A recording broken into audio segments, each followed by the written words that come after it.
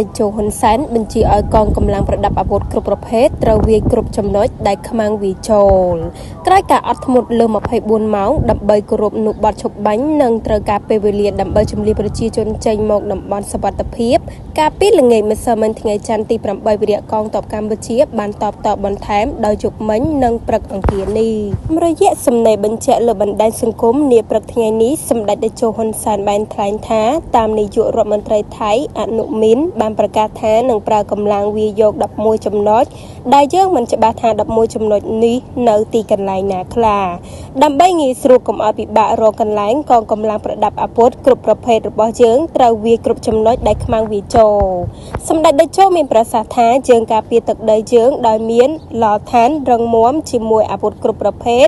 ឯសត្រូវឈ្លានពានត្រូវចល័តវាចូលទីតាំងពួកយើងគេមិនអាចលនឋានមកបានទេហើយក្បាលពួកគេក៏មិនអាចប៉ាត់ដែកដែរស្ថានភាពនេះផ្ដល់ប្រៀបឲ្យយើងអនុវត្តយុទ្ធវិធីកំទេចកម្លាំងរស់របស់សត្រូវតាមរយៈការកម្ចាត់តាំងទប់ទល់សម្ដេចតេជោបញ្ជាក់ថាសម្រាប់មេទ័ពថៃបានប្រកាសថាដើម្បីសន្តិសុខប្រជាជនថៃត្រូវបំផ្លាញសមត្ថភាពកម្លាំងការពារជាតិរបស់កម្ពុជាសម្រាប់រយៈពេលវែងសម្ដេចលោកមេទ័ពខ្លាំងជាងប្រទេសមហាអំណាចខាងអាវុធនិងកងទ័ពនៅលើពិភពលោកនេះទៅទៀតសម្ដេចតេជោបានថ្លែងសង្កត់ធ្ងន់ថាយើងពិតជាមិនអង្គុយអោបដៃឲ្យអស់លោកបំផ្លាញតាមចិត្តចង់របស់អស់លោកទេ